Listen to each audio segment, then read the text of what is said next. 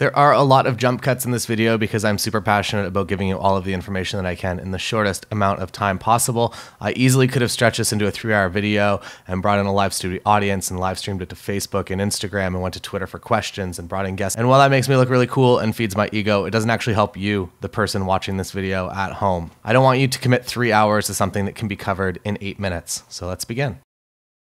All right, video number 2, how to book more weddings. Definitely a loaded subject to be attempting to do in under 10 minutes here, but let's begin. As a kind of a primer to this, it's not an overnight success, although there is one overnight success tip in here if ever required.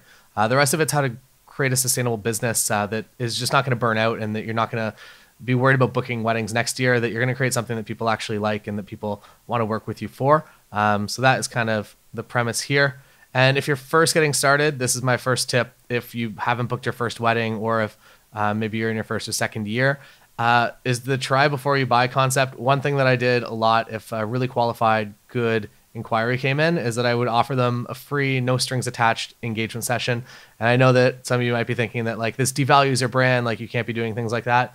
But I think what it did was, one, it was a little bit selfish. It gave me a new couple to photograph somebody for my portfolio. It was obviously agreed that I could use their images in my portfolio. Number 2, I created a few new clients that knew about me and knew that I did photography, and they would post out on Facebook or tell their friends about it. And it's somebody that was not connected to my friend circle. So there's a little bit more professionalism, I guess, whenever they tell their friends about it. And it's not just their friend who's a photographer, it's this guy that we found online. Number 3, it showed that I had a lot of confidence in my skills as a photographer, that I didn't lie. I didn't ever pretend to be somebody that I wasn't. And my couples could see that when they were inquiring. They could see that I maybe had shot 1 or 2 weddings. I wasn't going to tell them I'd be in the business forever. That's shady, and that's how you get yourself into trouble. But by just showing that you're confident that you're going to go out and do this shoot, they're kind of like, okay, so if this guy's confident enough to do our engagement shoot, clearly he has the confidence required to photograph our wedding. Number 4, it showed that I genuinely enjoy what I do. And I know that if you're contacting photographers specifically in this area that have been in business for like 15 or 20 years, they really don't enjoy actually taking wedding pictures. They just do it because it's the only thing that they know how to do.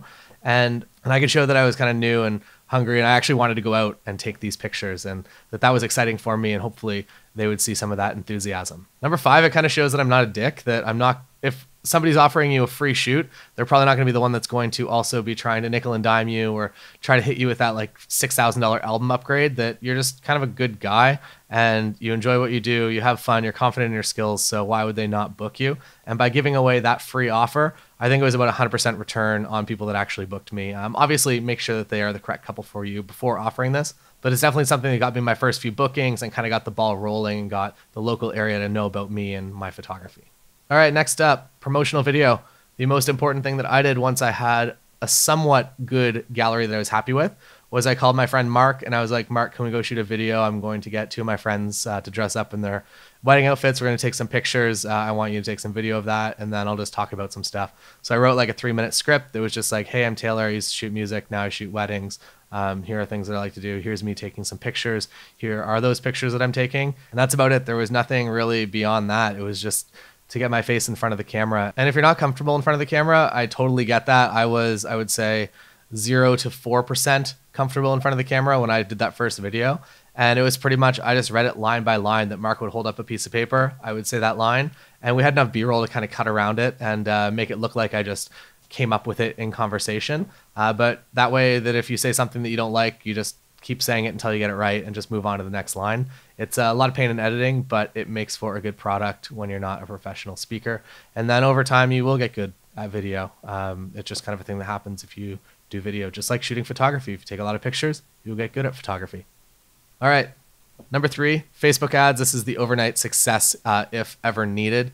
And around the prime booking times like January, February, I run a ton of Facebook ads, and I pretty much just have my promotional video and I just run an ad, maybe $10, $20 a day at that, and point everybody to my website. I know that a lot of people aren't really excited about the idea of spending money on advertising, and there's kind of a negative connotation around it that, oh, if you have to pay money to advertise, you're not like an in-demand photographer.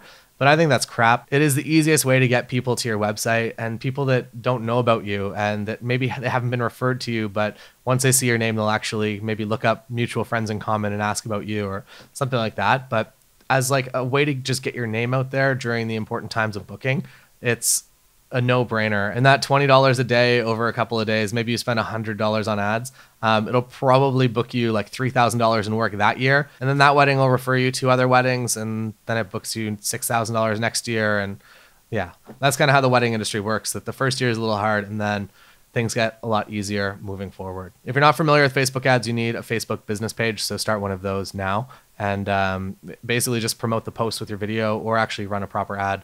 There's a lot of ways to do it, but it's definitely a super powerful tool that I use for pretty much everything that I do on the internet.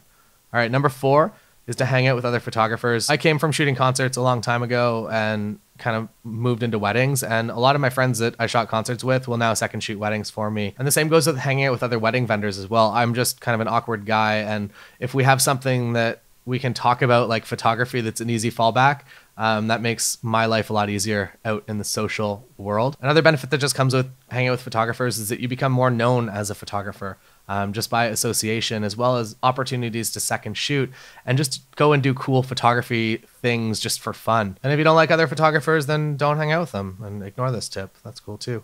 Number 5, send vendors images always. It's something that everyone forgets about, that everyone has the good intentions of sending out images to the decorator and the hairstylist. Just collect cards or collect even Instagrams when you're there. If the hair and makeup artist is working, just ask them for their Instagram, add them, so that whenever you upload something to Instagram, that you can tag them, and eventually whenever you blog the wedding, you can tag them as well. And they will appreciate that a lot, because not a lot of photographers do it, which is kind of crazy. The last tip, and the bonus tip, is to make sample albums for venues and vendors that you like. If you are good friends with the florist and you've shot a lot of their stuff, make them a sample album. If you are at a venue every weekend, make them a sample album. If you want to be a preferred vendor at a venue, make them a sample album, and probably eventually you'll become a preferred vendor at that venue. That's usually how it works, not the other way around, where they ask you to be preferred and then you make them a book. It's way easier just to make them a book, and then you kind of become preferred because your book is nice and they don't want to throw it out. So those are my tips. Make a venue something so nice that they'll feel bad throwing it out, and then you become a preferred vendor. And I know that that kind of sounds like a joke, but it kind of isn't. It's kind of how I've become a preferred vendor at a lot of different venues around here. So that is all for today. Maybe a 7th tip is to respond to emails quickly. Give couples less reasons to not book you. That's a good one that gets really hard in the summer, as well as sending images to vendors. But if you use something like Too Bright Lights or something, it becomes a lot easier. Just put stuff up on there and tag everybody, and then everybody's happy. Everyone refers you work. You become super well known in your area. You make millions of dollars, and then all of your wildest dreams come true in life because of wedding photography. I'll see you tomorrow when I'm going to make Lindsay talk about the one thing that's going to get you published in magazines and on wedding blogs all over the universe / Earth, because I don't know if they have weddings in space yet. But an anti-gravity wedding would be pretty cool, and would probably become the new Iceland pretty quickly. So tip number 8, if you want to start a trend, do the first anti-gravity wedding in a Russian 747 or on the International Space Station. Good luck.